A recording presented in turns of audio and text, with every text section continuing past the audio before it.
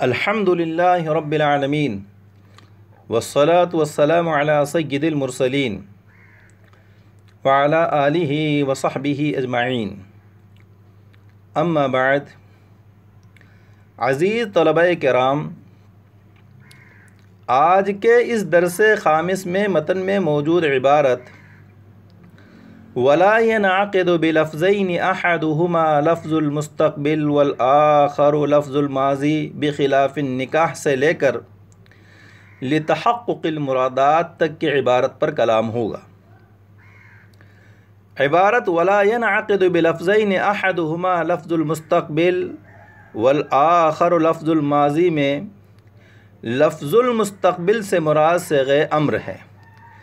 یہ بعض شارحین کی رائے ہے اور قرینہ ہے ہدایہ کی آگے کی یہ عبارت بخلاف النکاح، کیونکہ کتاب النکاح میں لکھا ہے وَيَنْعَقِدُ بِلَفْظَيْنِ يُعَبَّرُ بِأَحَدِهِمَا عَنِ الْمَاضِي وَبِالْآخَرِ عَنِ الْمُسْتَقْبِلِ مثل أن يقول زوجنی، اور وہاں لفظ مستقبل سے صیغہ امر ہی مراد ہے، جیسا کہ مثال زوجنی سے ثابت ہوتا ہے۔ اب یہاں وَلَا يَنْعَقِدُ بِلَفْظَيْنِ أَحَدُهُمَا لفظ المستقبل کا مطلب یہ ہوا کہ بے کے رکن ایجاب و قبول میں سے کوئی ایک صیغہ امر نہ ہو۔ اگر عاقدین بے میں سے کسی ایک نے ماضی کا صیغہ استعمال کیا اور دوسرے نے صیغہ امر کا استعمال کیا تو بے منعقد نہیں ہوگی۔ مثلا زید نے بکر سے کہا بعنی هذه السیارة ب10 آلاف، آپ مجھے اپنی یہ گاڑی 10,000 روپے میں بیچ دیجئے، اور بکر نے کہا بعتو، میں نے بیچ دی، تو بے منعقد نہیں ہوگی۔ اور عدم انعقاد بے کی وجہ یہ ہے، بے کے منعقد نہ ہونے کی وجہ یہ ہے کہ صیغہ امر بعنی سے توکیل بے ثابت ہوگی، گویا زید نے بکر کو اپنے لیے بے کا وکیل بنایا، اور بکر کا قول بعتو یہ بمنزلہ ایجاب و قبول ہوا، جبکہ بے میں شخص واحد ایجاب و قبول دونوں کا ولی نہیں ہو سکتا، یعنی دونوں کو انجام نہیں دے سکتا، کیونکہ بے میں حقوق عقد وکیل کی طرف لوٹتے ہیں، بے میں حقوق عقد وکیل کی طرف لوٹتے ہیں، جس کی وجہ سے یہ خرابی لازم آتی ہے کہ شخص واحد مطالب اور مطالب، مملک اور متملک، مطالب کہتے ہیں مطالبہ کرنے والے کو، اور مطالب کہتے ہیں جس سے مطالبہ کیا جائے، مملک کہتے ہیں مالک بنانے والے کو، اور متملک بولتے ہیں مالک بننے والے کو۔ تو بے میں شخص واحد اگر ایجاب و قبول دونوں کو انجام دیتا ہے تو وہی ایک شخص مطالب بھی ہوگا، مطالب بھی ہوگا، مملک بھی ہوگا، متملک بھی ہوگا، اور یہ درست نہیں ہے۔ برخلاف نکاح کے کہ نکاح میں عاقدین میں سے کوئی ایک صیغہ امر کو استعمال کرے، مثلا کہے زوجنی، اور دوسرا صیغہ ماضی کو استعمال کرے، مثلا کہے زوجتو، تو نکاح منعقد ہو جائے گا۔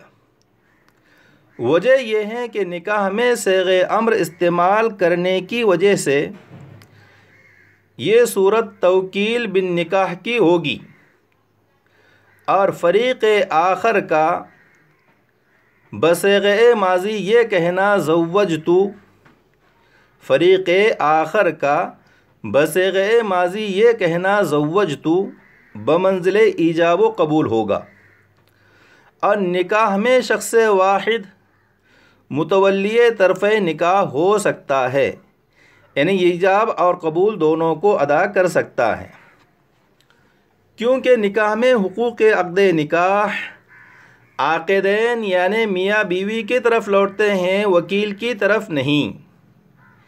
نکاح میں حقوق عقد نکاح عاقدین یعنی میاں بیوی کی طرف لوٹتے ہیں، وکیل کی طرف نہیں۔ وکیل کی حیثیت محض سفیر و معبر کی ہوتی ہیں، جس کی وجہ سے شخص واحد کے مطالب و مطالب، مملک و متملک ہونے کی خرابی لازم نہیں آتی۔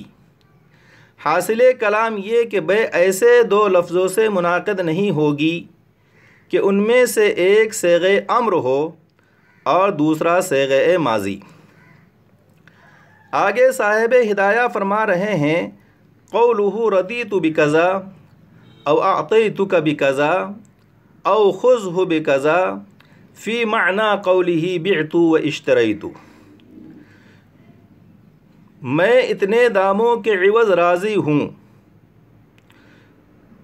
میں نے اتنے داموں کے عوض تجھے دے دیا، یا اتنے داموں کے عوض اس کو لے لے، یہ بعت و اشتریت کے معنی میں ہے، اور اس سے بے منعقد ہوگی، کیونکہ ان الفاظ سے بعت و اشتریت کے معنی حاصل ہوتے ہیں، اور بے میں معنی ہی مقصود ہوتے ہیں، الفاظ نہیں۔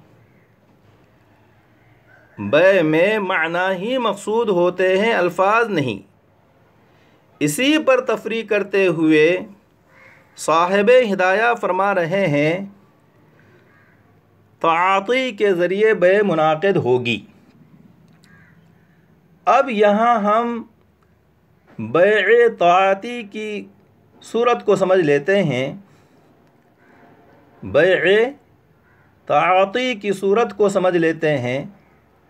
بیع تعاطی کہتے ہیں ایجاب و قبول کے بغیر مبیع و ثمن کے باہمی لین دین کو۔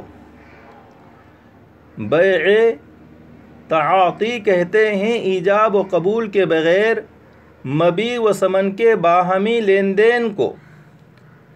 آج کل اس کی مروج شکل یہ ہے کہ ہم بڑے بازاروں، مال وغیرہ میں جاتے ہیں تو وہاں اشیاء ضرورت کی مختلف ڈپارٹمنٹ اور مختلف شعبے ہوتے ہیں۔ کسی شعبے میں کپڑے تو کسی شعبے میں جوتے چپل، کسی شعبے میں کھانے پینے کی چیزیں تو کسی شعبے میں اوڑھنے بچھانے کی، کسی شعبے میں کھیلنے کودنے سے متعلق چیزیں تو کسی شعبے میں لکھنے پڑھنے کی۔ غرض ایک ہی مقام پر انسان کی تمام ضرورتوں سے متعلق درکار چیزیں دستیاب ہوتی ہیں، ان پر ان کی قیمتیں بھی درج ہوتی ہیں، ہر ایک چیز پر بار کوڈ ہوتا ہے۔ آپ اپنی مطلوبہ اشیاء اور چیزیں لے لیتے ہیں، کیش کاؤنٹر یعنی وہ جگہ جہاں قیمت چکانی ہوتی ہے وہاں آ جاتے ہیں۔ وہاں ایک چھوٹی سی مشین لگی ہوتی ہے، کاؤنٹر پر بیٹھا انسان ایک ایک چیز کو اس مشین کے روبرو کرتا ہے، جس کی وجہ سے اس کی قیمت پرنٹ پیپر پر درج ہو جاتی ہے اور آخر میں ٹوٹل کے ساتھ پرنٹ آؤٹ ہو جاتی ہیں۔ پھر یہ شخص اس پرنٹ آؤٹ کو آپ کی خدمت میں پیش کرتا ہے اور آپ بل چکا کر اپنی چیزیں لے کر اس بگ بازار اور مال سے باہر آ جاتے ہیں۔ بے ہو گئی۔ اب یہاں نہ ایجاب ہوا اور نہ قبول، اسی کو بیع تعاطی کہتے ہیں۔ اسی کو بیع تعاطی کہتے ہیں۔ بیع تعاطی سے متعلق صاحب ہدایہ فرما رہے ہیں کہ بیع تعاطی نفیس و خسیس دونوں میں درست ہیں، یعنی مبیع نفیس ہو یا خسیس، دونوں صورتوں میں بیع تعاطی درست ہیں۔ اب یہاں نفیس و خسیس کو ہم سمجھتے ہیں، کسے کہتے ہیں نفیس اور کسے بولتے ہیں خسیس۔ اشیاء نفیسہ سے مراد وہ چیزیں ہیں جن کی قیمت زیادہ ہوتی ہیں، اور اشیاء خسیسہ سے مراد وہ چیزیں جن کی قیمت کم ہوتی ہیں۔ اور زیادہ قیمت ہونا اور کم قیمت ہونا عرف پر مبنی ہوتا ہے۔ بعض علماء کی رائے یہ ہے کہ جس چیز کی قیمت نصاب سرقہ یعنی 10 درہم کے برابر ہو وہ شے نفیس ہوگی، اور جس چیز کی قیمت اس سے کم ہو یعنی 10 درہم سے کم ہو وہ شے خسیس ہوگی۔ الغرض بیع تعاطی اشیاء نفیسہ و خسیسہ دونوں میں درست ہے، کیونکہ اس صورت میں گرچہ ایجاب و قبول نہیں پایا جاتا مگر بیع کے معنی یعنی باہمی رضامندی سے مبیع و ثمن کا لین دین پایا جاتا ہے۔ اور یہی مراد ہے آیت کریمہ یا ایھا الذین آمنوا لا تأکلوا اموالکم بینکم بالباطل الا ان تکون تجارتا عن تراض منکم میں عن تراض منکم کا۔ آج کے اس درس میں انہی باتوں پر اکتفا کرتا ہوں۔ واللہ اعلم بالصواب وعلمہ اتم، والسلام علیکم ورحمۃ اللہ وبرکاتہ۔